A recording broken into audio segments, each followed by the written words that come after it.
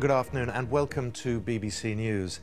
Reports from Russian news agencies say at least 10 people have been killed following explosions in the St Petersburg Metro system. Russian President Vladimir Putin, who's in St Petersburg for a meeting with the leaders of Belarus, said the cause of the blast was not clear and efforts were underway to find out. He said he was considering all possibilities, including terrorism. Our Moscow correspondent Sarah Rainsford has the latest.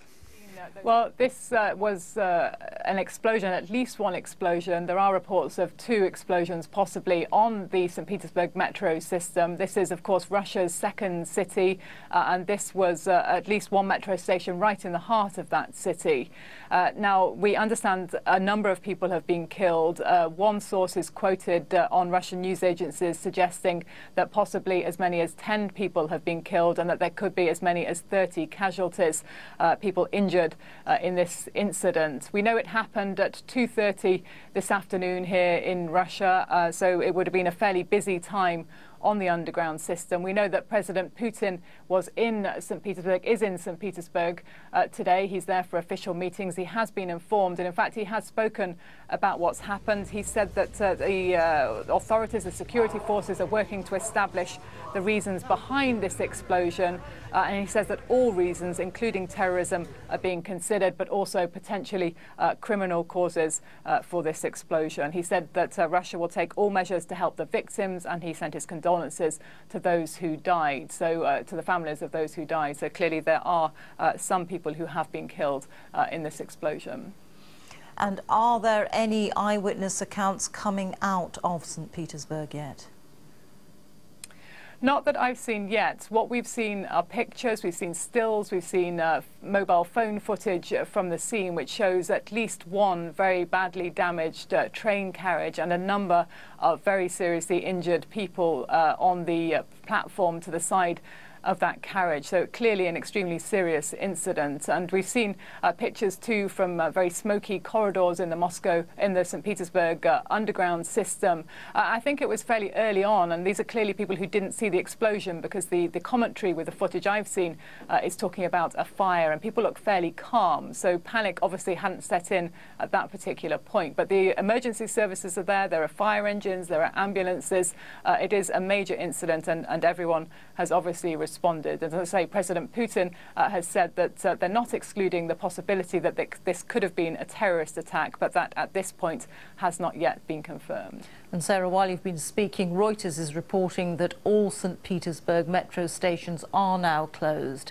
So this is an event that's clearly being taken extremely seriously for the point of view of safety of passengers.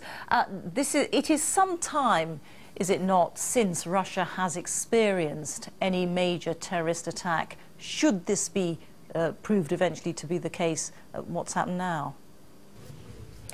It is. There has been an attack in the past here in Moscow on the metro system here, and after that very serious attack, security was increased on the underground here. There are metal detectors at the entrance to every train station here. But it has been some time. Of course, since that last attack, Russia has sent its troops, its fighter jets into Syria. It's been fighting on the side of Bashar al-Assad in Syria.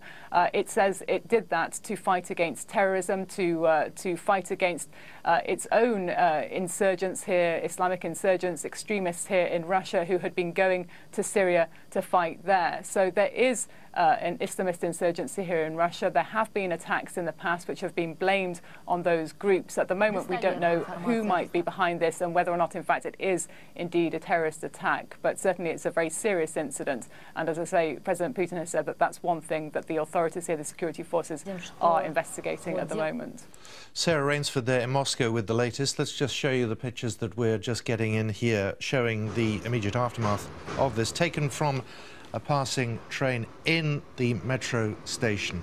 You can see all the doors and the trains cleared after the reports of at least one explosion, but we understand 2 metro stations are in fact the centre of the inquiries. We're talking about the Sinaya station, and we'd seen pictures of one carriage with the doors blown out with casualties nearby. That was at the Sinaya station.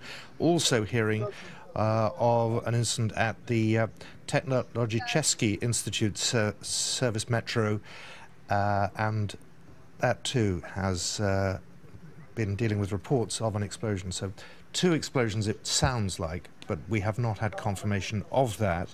The TASS and Interfax news agencies reporting that the blast hit the 2 stations. Images posted on social media also showing considerable damage to 1 carriage at least. President Putin, as we were hearing, has been in St Petersburg. He's now just outside St Petersburg. He's been having talks with the Belarus President Alexander Lukashenko. He said, "I have already spoken to the head of our special services.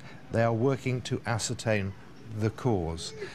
The numbers of injured, first report suggesting 20, now we're hearing 50 injured, and reports, unconfirmed at this stage, that one of the blasts may have involved a device fitted with shrapnel. Metro officials said they are introducing extra security measures. As a result, the entire metro station in St. Petersburg is currently shut down. So that's the latest on the situation in St. Petersburg. We are looking now at live pictures there of the street outside the metro station. As you can see, a massive security operation still underway. Ambulances still there to cater for the many casualties resulting from the explosions. We will return to that story as soon as we've got some more news.